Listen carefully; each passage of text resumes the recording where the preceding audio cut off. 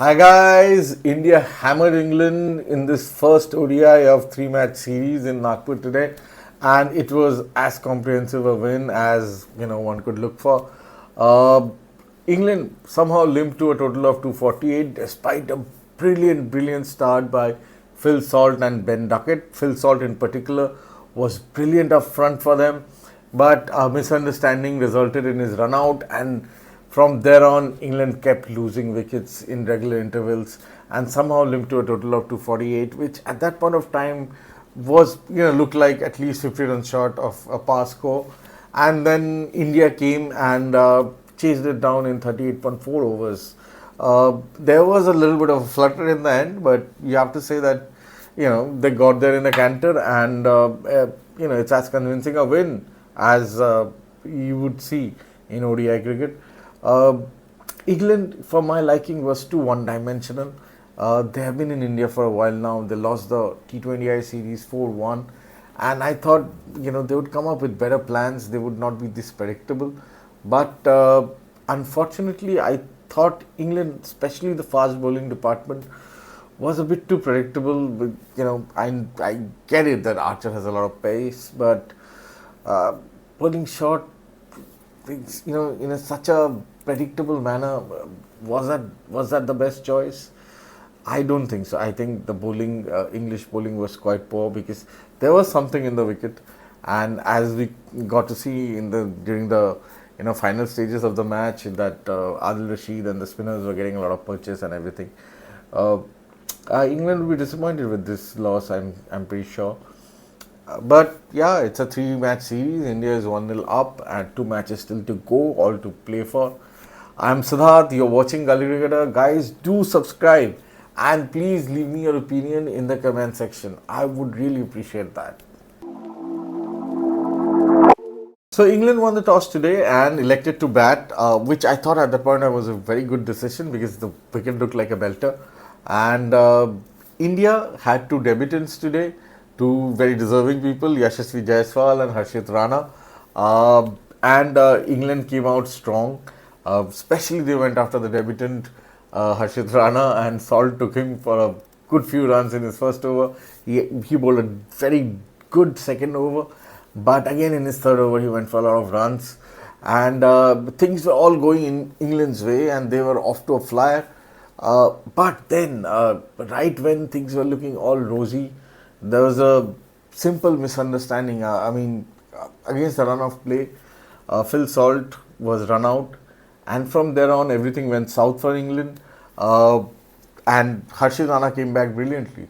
In the same over, first he got Ben Duckett out, and it was a brilliant one of a catch for the ages by another debutant, Yashasvi Jaiswal. He ran back 20-25 yards over his head, and it was a diving, beautiful catch, one of the best catches you'll ever see. And that's how he got Ben Duckett, and then the floodgates just opened in the very same over. Two balls later, he got rid of Harry Brook, who fell again, and for naught. And Harry Brook's poor run of form in India continues. Then came the most important partnership for England.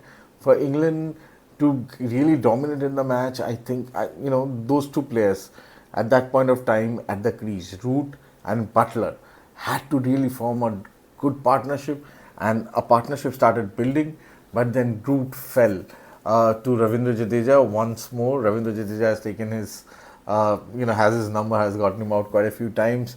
It was reviewed by Root, but umpire's call stood. So LBW by Jadeja. So once Root fell, then it was all on Josh Butler, who was playing brilliantly. Jacob Bethel came. Jacob Bethel initially wasn't very fluent. He took his time and as his innings progressed, he got better as he spent more time on the crease. And I think that's something that the English cricketers need to look at, because I sometimes feel that this all or nothing approach isn't working for them. Not here in India, not at least so far. So yeah, but once Josh Butler got out and he got out to a rank long hop, a false shot, rank long hop bowled by Akshar Patel, a false shot. He was trying to pull it top edge and the simple catch. From there on, it was one-way movement. Wickets kept falling. Bethel got better with time and he got to a 50. He was playing pretty well at that point of time. And everybody else, they just came and went. There was nothing much to talk of. Bethel, eventually, Bethel got out the 42nd over, 43rd over rather. And once Bethel got out to Ravindra Jadeja, who bowled brilliantly, 3 wickets for him. And he was by far the pick of the bowlers. Harshitana also took 3, but he was quite expensive in the start. And though he caught up somewhat, but but yeah, Ravindra Jadeja was really the pick of the bowlers. 9 overs, 3 wickets for 26 runs, one maiden. It was just brilliant bowling by him. Kuldeep Yadav, who was making a comeback, looked a little rusty. Mohammad Shami, again, I'm just getting the sense that he's sort of getting back in the groove. But yeah, once Bethel fell, there wasn't anything there. Liam Livingston and Bryden Cars didn't get much today. And if not for Jofra Archer's late order hitting, England would not have even gotten to 248, which was, as I said, at least 50 runs short. India came to bat and the first couple of overs were brilliant. In fact, first 2-3 overs were really brilliant. And then, Jofra Archer in particular was bowling brilliantly up front. And then Yashasvi broke free, though he didn't get many runs, and eventually Jofra Archer got him out in the 5th over. It was a brilliant ball, pitched and left him, took his edge, simple catch to Phil Salt. And Rohit Sharma's poor run of form continues. He, again, the way he got out was a bit reminiscent of how Sky was getting out in the T20 series, trying to play the shot. He tried to flick the ball. He was just a little early. It went up, a simple catch in mid-on. And from there on, India was in a little bit of trouble. Shubman Gill was joined by, Shreyas Iyer. And Shreyas Iyer's innings was the real clincher. He was sublime. Shreyas Iyer today was literally sublime from get-go. He was timing the ball and everything was hitting in the middle of his bat, and the way he was placing the ball, everything was in the gap, and it was a sublime innings. Shubman Gill initially played the perfect fodder. He kept rotating and played a brilliant supporting role. But once Shreyas Iyer got out, and Shreyas Iyer got out again against the run of the play to a Jacob Bethel ball. Ball was turning a bit. There was no dew, which was expected, but there was no dew. So ball was gripping and turning. And English spinners, I thought, they bowled brilliantly. Especially in particular, Adil Rashid bowled brilliantly. But the English spinners in generally, the word must have passed on. They're varying the pace nicely, and the slow balls were turning nicely.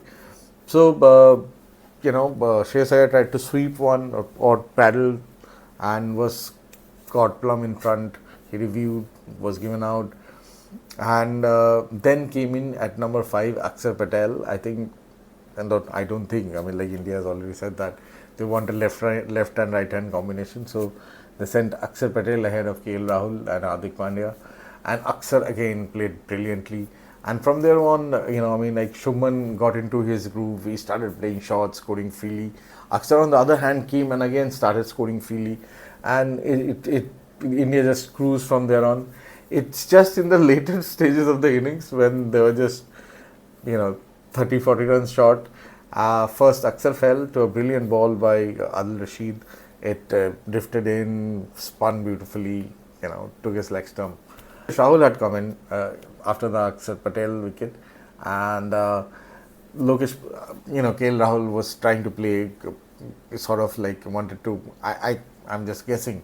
He was thinking that he will give Shubman the strike so that he could get to his 100. But he fell again to Adil Rashid, who was bowling brilliantly at that point of time.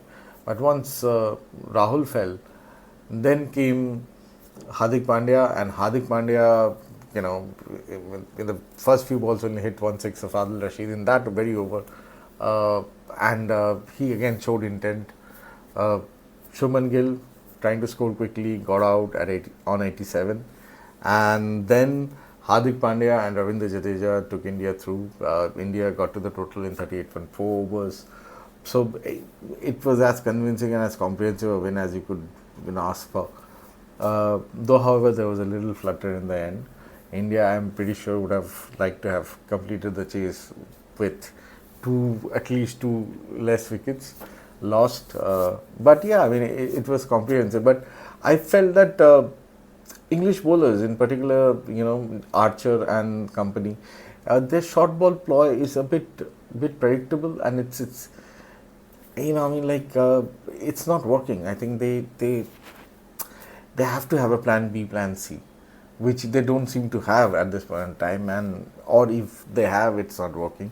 So yeah, I mean, I think there needs to be a bit more discipline. Archer up front in the first couple of overs were brilliant. First 3 overs of his, he was brilliant.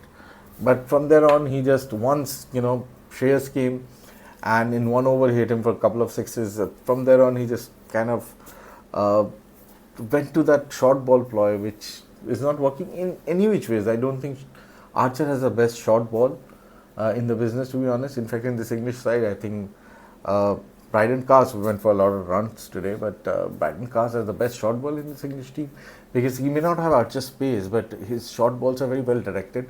They're always on, at batsman's throat, or on their helmets. So his short balls are far better directed, I feel, than Archer's. A lot of Archer's short ball, though they have a lot of pace, but they skid through and they come at the chest height, and often batsmen take advantage of that. So yeah, there's a lot for England to ponder today, frankly, because if they keep playing like this, and if I don't see the ODI series going any differently than the T20I series, so let's hope they come up with better plans so that we could get to see far more competitive cricket than what we have seen of late. Because that's what we all want as cricket fans. So yeah, hoping that England would come up with better plans and they will apply themselves better. Jacob Bethel was a good case in point today. He was struggling initially, and he was finding it difficult to score. But once he stayed, on the wicket for a while, it got better, and he found his fluency. I think that's a leaf out of his book that other batsmen could take from England. And sometimes you have to grind it out. It's just what it is.